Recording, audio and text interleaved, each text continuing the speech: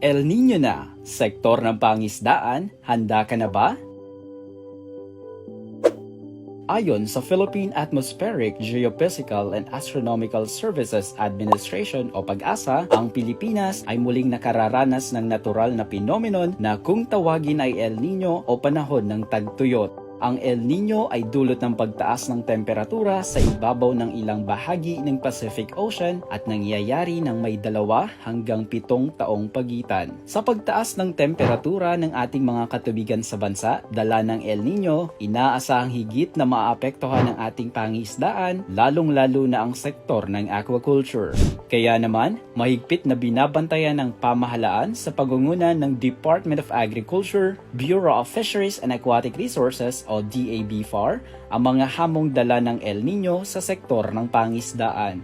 Batay sa mga naunang pag-aaral ng ahensya sa pakikipagbalikatan sa National Fisheries Research and Development Institute o NFRDI, ang mga sumusunod ay ilan lamang sa mga binabantayang epekto ng El Niño sa pangisdaan. Una, nagbabago ang distribution pattern ng mga isdang tulad ng galunggong, alumahan, gulyasan at iba pa na maaaring magpahirap sa mga mangingisda sa paghahanap ng mga angkop na lugar pangisdaan.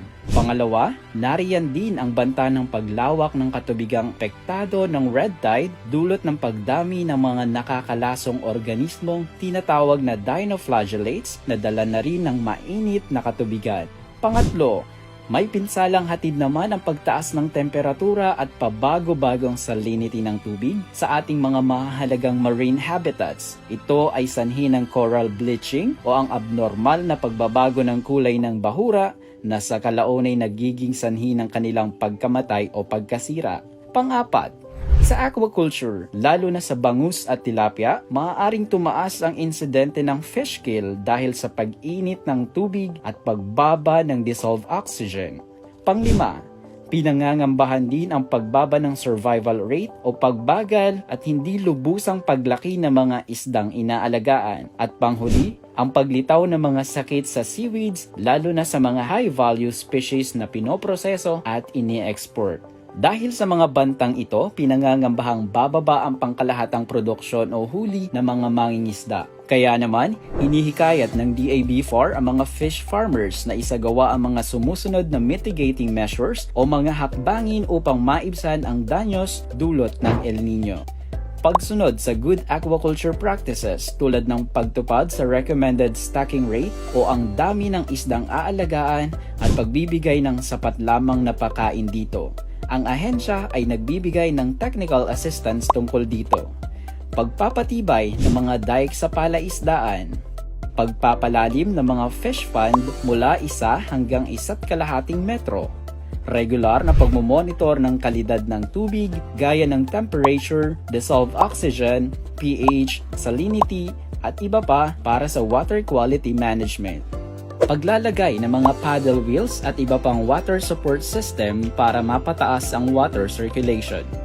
Paggamit ng water recirculating system. Paglalagay ng mga aquashade sa mga palaisdaan para mabawasan ang epekto ng mataas na temperatura. Pag-aalaga ng mga uri na isda na kayang mabuhay sa pabago-bagong antas ng alat o salinity ng tubig. Pagtatatag ng aqua silviculture at regular na pagmomonitor sa paglitaw ng sakit sa palaisdaan upang maiwasan ang pagkalat nito. Samantala, narito naman ang mga pangunahing tugon ng pamahalaan sa hamon ng El Niño sa sektor ng pangisdaan. Pagtataguyod ng climate-resilient tilapia farming at pagpaparami ng tilapia fingerlings. Pagtatatag ng satellite hatcheries upang matiyak na sapat ang fingerlings at fry ng bangus sa bansa.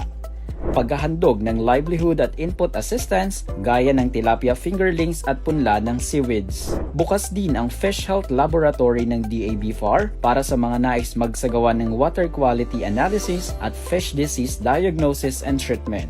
Mas pinaigting rin ng ahensya ang algal bloom monitoring sa buong bansa upang agarang mabigyan ng abiso o babala ang lahat kapag mayroong red tide sa isang lugar. Gayon din ang information, education and communications campaign tungkol sa El Niño at epekto nito sa pangisdaan. Para sa karagdagang tulong impormasyon tungkol sa El Niño, sumangguni sa pinakamalapit na tanggapan ng Department of Agriculture, Bureau of Fisheries and Aquatic Resources sa inyong lugar.